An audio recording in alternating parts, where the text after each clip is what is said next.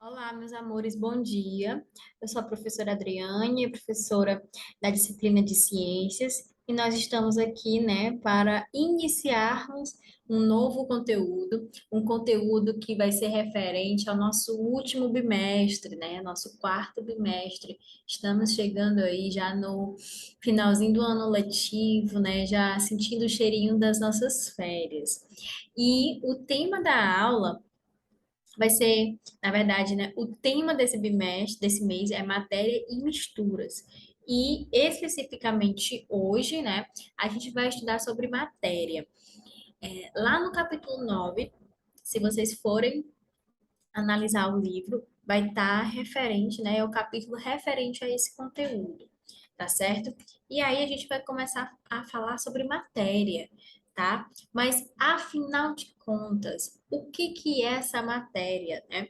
Que a gente tanto ouve falar. A matéria é tudo o que ocupa lugar no espaço e apresenta massa, né? Então, tudo que tem massa e ocupa lugar no espaço, nós podemos dizer que aquilo sim ali é uma matéria. E, além dessas características, ela também pode ser encontrada na natureza em três estados físicos, ou seja, sólido, líquido e gasoso. Então, aqui eu trouxe essas imagens para vocês referente, né, ao que é matéria. Então, aqui nós temos uma árvore representando uma matéria. Aqui nós temos diversas frutas representando matéria. Aqui nós temos caderno, lápis, né, representando matéria. E nós temos um leite, um copo e uma jarra que também são formados por matéria, tá? Essa matéria, gente, ela pode ter propriedades. Na verdade, ela pode não, ela tem, né? Ela tem propriedades. E essas propriedades, elas podem ser propriedades gerais e propriedades específicas. As propriedades gerais são propriedades que podem ser observadas em qualquer amostra de matéria.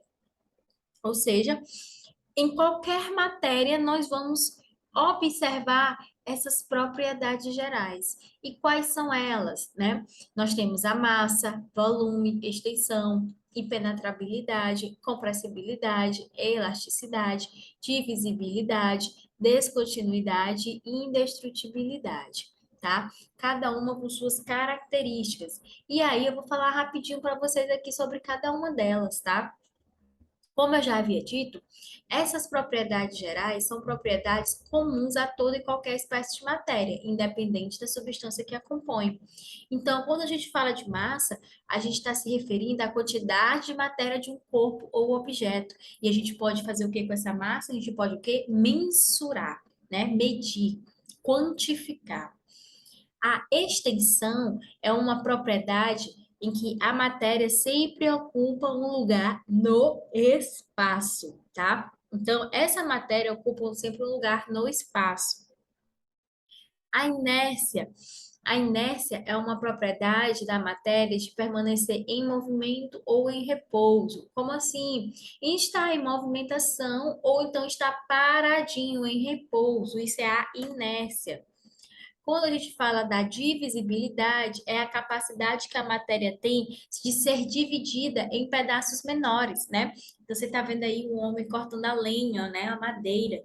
Então, ele está o quê? Dividindo, né? Partindo, cortando em pedaços. A elasticidade. A elasticidade é uma propriedade da matéria de retornar à sua forma original após ser deformada. Então, por exemplo, a gente pode fazer esse teste até com o nosso próprio corpo, né? Aqui nossa bochecha, nossa mão, é uma região que ela é formada muito por cartilagem. Essa cartilagem, né, é um tecido que tem como principal característica a elasticidade. Então, ela pode esticar e depois ela volta ao seu estado normal. A impenetrabilidade é uma propriedade em que diz que dois corpos não podem ocupar o mesmo espaço ao mesmo tempo, né? Então, essa impenetrabilidade é o seguinte: se eu estou em um local, outra pessoa não pode ocupar este mesmo local que eu me encontro, tá? A compressibilidade. A compressibilidade é a capacidade da matéria em ser comprimida. né, de reduzir seu volume sob pressão, tá certo? Com relação à compressibilidade, vocês podem imaginar até a seringa, sem a seringa não, na verdade a seringa, mas sem a agulha, tá certo? A seringa, ali dentro a gente pode colocar a água, né, qualquer material. E aí a gente pode fazer o quê? A gente pode pegar esse êmbolo e empurrar o material que está ali presente, a matéria que está ali presente dentro daquela seringa, ela vai ser comprimida, ela vai ser diminuída, né? Com o fato de você estar apertando o êmbolo. E aí, essa matéria, ela vai ser o quê? Ela vai estar utilizando-se da propriedade de compressibilidade.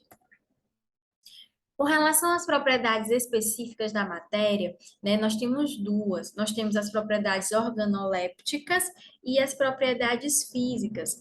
As propriedades organolépticas, isto é, elas podem ser reconhecidas pelos órgãos dos sentidos, como cor, gosto e odor. Já as propriedades físicas, né, como temperatura de fusão, temperatura de ebulição, densidade, dureza, maleabilidade, ductibilidade e condutibilidade. Bom, as propriedades organolépticas são aquelas em que a gente consegue identificar, consegue ter uma coerência com relação à matéria a partir dos sentidos, visão, audição, olfato, né, tato e paladar.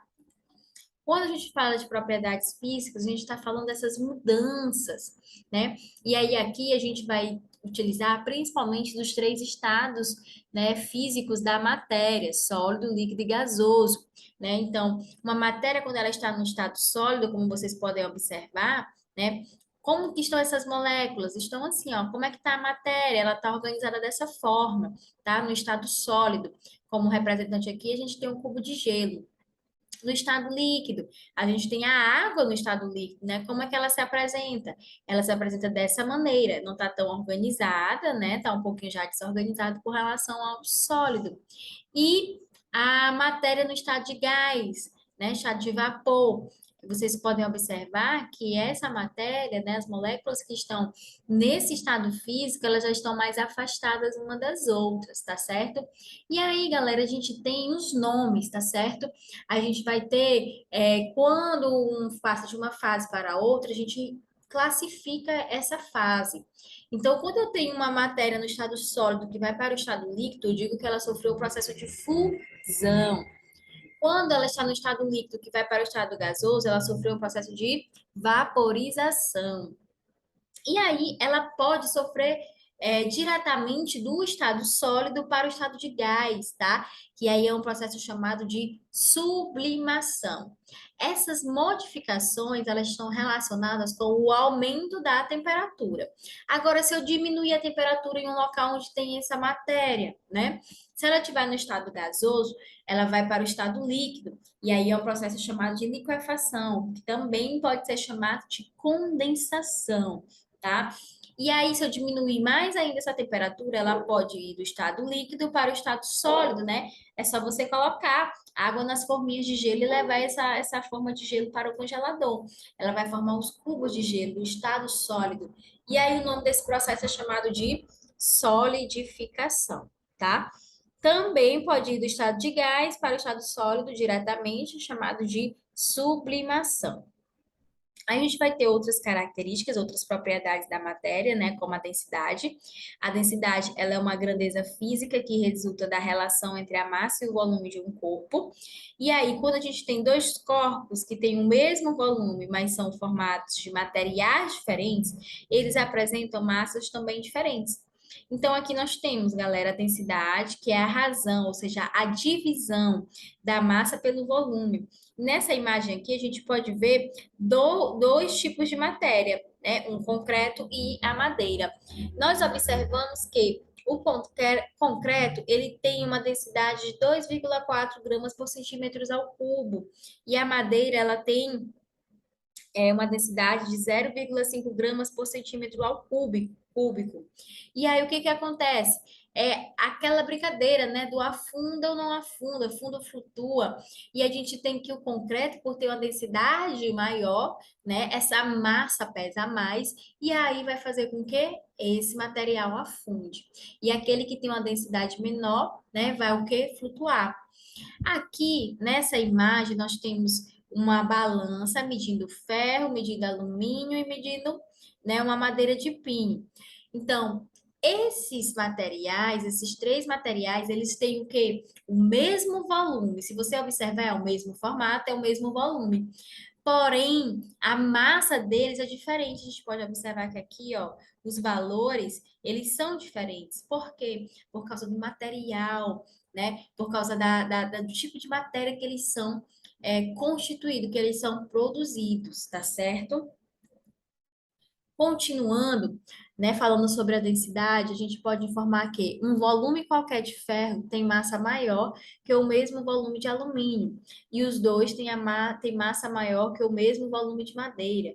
Dizemos, então, que o ferro é mais denso ou tem maior densidade do que os outros dois, sendo o alumínio mais denso que o da madeira.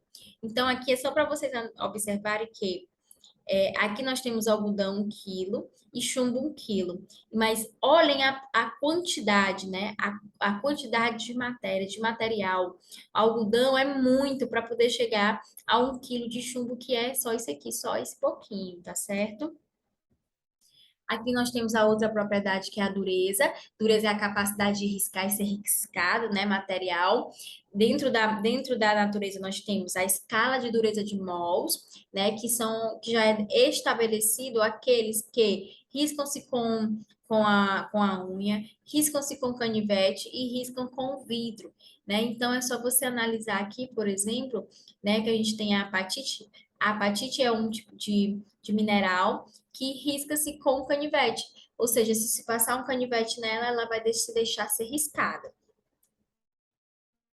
Aí nós vamos ter outra propriedade, né, que é chamada de maleabilidade, e alguns materiais eles podem ser achatados e transformados em lâminas, que é o que caracteriza essa maleabilidade. E como principais exemplos, a gente tem os metais, o chumbo, o ouro, o ferro, o zinco e o alumínio.